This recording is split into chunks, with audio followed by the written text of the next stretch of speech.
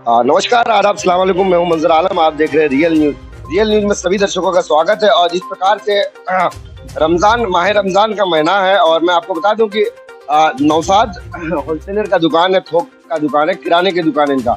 कलियागंज मुख्य बाजार में दुकान है इनका। काफी दिन से व्यवसाय करते हैं और क्योंकि इनका जो साथ एक घटना हो गया आज, इनके दुकान में लूट हो गया। लूट आदमियों को, अगर मेरे शब्द जो मैं निकालता हूँ मेरे मुंह से बोली निकलती है, लूट का बहुत, यानी कि आदमी को लगता है कि लूट इस टाइम में तो बड़ी सवाल खड़ा होता है। तो मैं यहाँ जिस प्रकार से मुझे सूचना प्राप्त हुआ, सूत्रों के हवाले से अगर सूचना प्राप्त हुआ, तो मैं इस जगह में आया हूँ।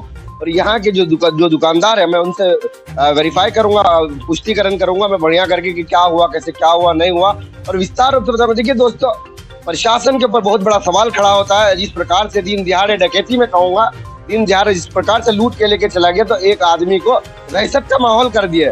तो दहशत का माहौल अगर मार्केट में इस प्रकार से, अगर आदमी अगर अपना रोजगार करके, व्यवसाय करके अगर खाएंगे नहीं, तो आदमी क्या करेंगे? तो कहीं ना कहीं दुखजनक सवाल खड़ा होता है। और लगातार नहीं होता था। जिस प्रकार से पुलिस प्रशासन भी कैंपिंग कर रहे हैं, और दिन दिहाड़े इस मार्केट में लूटना बहुत बड़ी सवाल खड़ा होता है, और प्रशासन के ऊपर चुनौती का सवाल खड़ा होता है। और इस प्रकार का अगर लूट हो जाएगा, तो कहीं ना कहीं दुखजनक बात है। मैं इस दुकान का, जो होलसेलर का दुकान है, जो नौशाद जी है, मैं उनसे बात करूंगा कि कितने पैसा का लूट हुआ है, और कैसे कैसे कौन कौन आए थे, किस बेस में आए थे, सारा कुछ मिल करके अवगत कराऊंगा। क्योंकि यहाँ के जो लोग, अगल बगल के लोग हैं, जो अपना घर से दहशत हो गया इन लोगों, क्योंकि ऐसा कांड नहीं हुआ था। और कलियागंज मुख्य बाजार में जो हुआ है, तो कहीं ना कहीं दुखजनक बात है। मैं यहाँ से पूछूंगा और विस्तार रूप से बताऊंगा मैं कि क्या कैसे घटना हुआ था, कौन लोग थे, चिन्हित हुआ कि नहीं हुआ, और सीसीटीवी फुटेज इनका चालू था कि नहीं था। क्योंकि बड़ा कोई भी व्यापारी होता है तो उनका साक्ष्य के लिए सीसीटीवी फुटेज होता ही होता है। तो इनसे पूछूंगा आखिर मामला क्या है, नहीं है, विस्तार रूप से। यहाँ पे कलियागंज में हम लोग खड़े मार्केट में, मुख्य बाजार में इनकी दुकान है, किराने की दुकान में, काफी दिनों से व्यवसाय कर रहे थे। इनको पूछेंगे कि कैसे घटना हुआ। डकैती कहा जा रहा है दोस्तों, बता दें कि डकैती जो शब्द है, बड़ा खतरनाक शब्द है। और इस टाइम में, डिजिटल इंडिया में डकैती होना आप समझ रहे हैं, क्योंकि रमजान का टाइम है। और क्योंकि माह रमजान में एक ऐसा मुबारक महीना होता है, तो अच्छे अच्छे लोग भी तौबा कर दे चीज को। और जो लोग इस प्रकार का अगर उत्पाद मचाता है, तो कहीं ना कहीं दुखजनक है। सर, मेरा चैनल में स्वागत है आपका। सर, कैसे क्या हुआ था बताएं, थोड़ा सा विस्तार रूप से मेरे दर्शकों को बताएं आप। 4 बजे के क्रम में हम सोए रहे थे ऊपर में। मेरा छोटा भाई और मेरा बनोई चौकी से तगादा करके आए, रुपया का मिलानी कर रहे थे। और मेरा स्टाफ भी आज सिरुआ पर्व लेके सब छुट्टी में था। अचानक से 4-5 अपराधी आए नकाबपोश, जिसमें हमारे बनोई से हाथापाई होने लगा। तो छोटा भाई दौड़ के, हमको ऊपर में ही हम लोग रहते हैं, दुकान के ऊपर रेसिडेंट है, दौड़ के बुलाया। जब तक हम दौड़ के आते, तब तक हाथापाई करके वो अकेले पड़ गए। 4-5 आदमी थे, और हथियार के बल पर उनसे रुपया छीन के लेके चले गए, 7 से 8 लाख रुपया। जी, इससे पूर्व में कैश रुपया 7 से 8 लाख रुपया। जी, इससे पूर्व में भी हमारे साथ धर्मगंज में घटना हुई थी 2 साल पहले। 4 लाख रुपया छिना गया था, जिसमें हम प्रशासन ने हमें आश्वासन दिया था कि रिकवरी हो जाएगी आपका रुपया, आप लिख के आवेदन दीजिए। हमने आवेदन दे दिया, लेकिन वो रुपया भी आज तक रिकवरी नहीं हो पाया। आप बता रहे नौशाद भाई कि धर्मगंज के अंदर आपके साथ घटना हुआ था, 4 लाख रुपए का छिनताई हुआ था। आप प्रशासन को लिखित में दिए थे आप, तो प्रशासन की ओर से क्या मदद मिली थी आपको? मदद का आश्वासन मिला था, लेकिन अभी तक वो रिकवरी नहीं हो पाया रुपया। जी, कितना साल पहले हुआ था? 2 साल पहले हुआ। बार बार हम लोगों के साथ इस तरह का अगर होगा, तो हम लोग कलियागंज में रहने लायक नहीं रहेंगे, हम लोग को बाहर प्लान करना होगा। तब देखिए दोस्तों, बड़ा सवाल खड़ा होता है कि इनके साथ, ये भाई एक व्यवसायी है, व्यापारी है, इनके साथ इससे पहले पूर्व में भी घटना हो गया था। 4 लाख रुपए का छिनताई हुआ था, प्रशासन को भी अलर्ट किया गया था, आवेदन का माध्यम से दिया, सूचना प्राप्त किया गया था। अभी तक जस के तस नहीं हुआ। और आज 23वां रोजा है, मुबारक महीना, 23वां रोजा में इनका दुकान में लूट हो गया।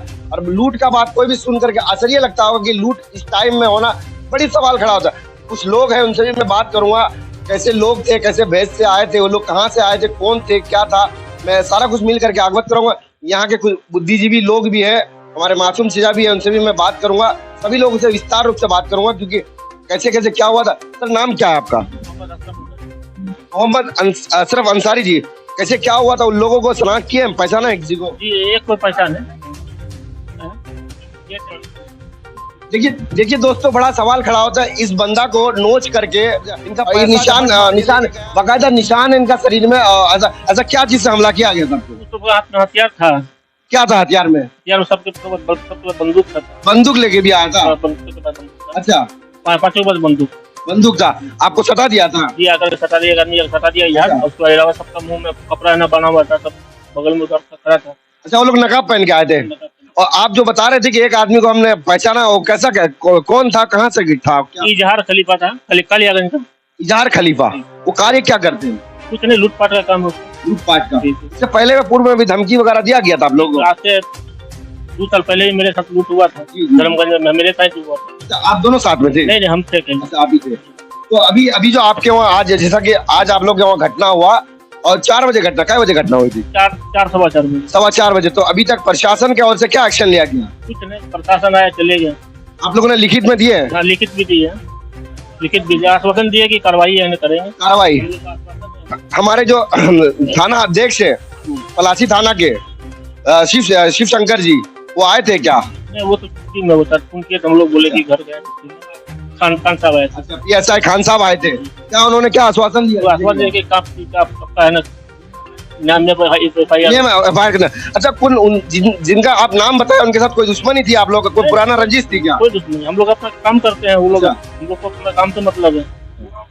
वो अपराधी छवि है, शुरू तो वो लोग अपराधी।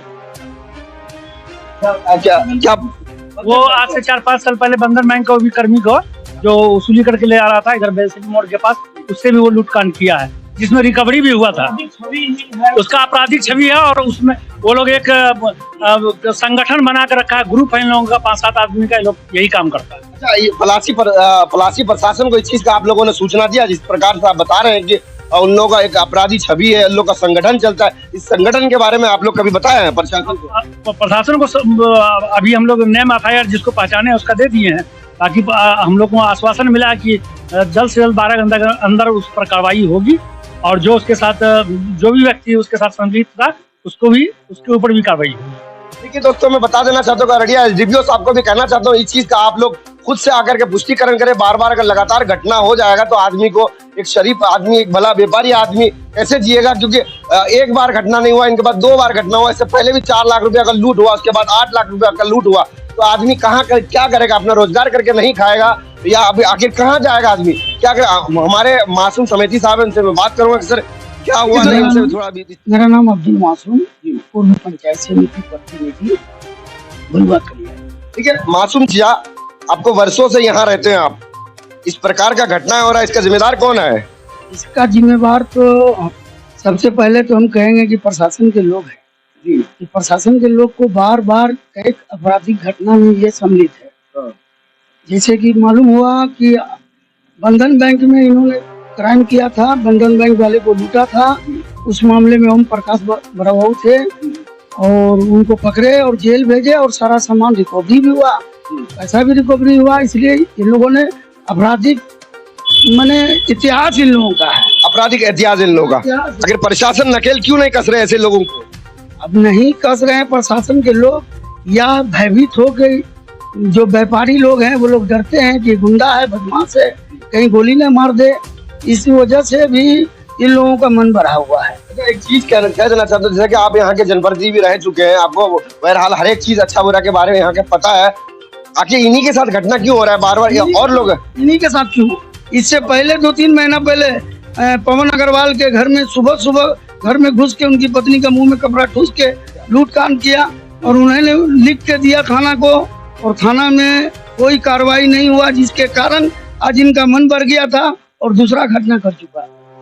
लेकिन दोस्तों, मैं कह देना चाहता हूँ कि इस प्रकार से लोग अगर भयभीत हो गए हैं तो प्रशासन को डायरेक्ट चुनौती दे रहे हैं लोग, और ये लोग को संरक्षण देने वाले को कौन है और कहाँ से आते हैं ये लोग? देखिए, दुखजनक बात है। मुझे इस प्रकार का अगर कहीं पे भी अगर मैटर संज्ञान में लेता हूँ, मैं जाता हूँ कवरेज करने के लिए, न्यूज संकलन करने जाता हूँ, तो मुझे दुख होता है। इस प्रकार से नहीं होना चाहिए। अगर आदमी अगर अपना घर में अगर शांति, अगर सुकून नहीं मिलेगा तो आदमी जाएगा कहाँ? तो प्रशासन के ऊपर बहुत बड़ा चुनौती का सवाल है। मैं कह देना चाहता हूँ, पुष्कर कुमार जो DSP साहब हमारे, उनसे भी मैं कहना चाहता हूँ कि इस चीज का ध्यान दीजिए आप।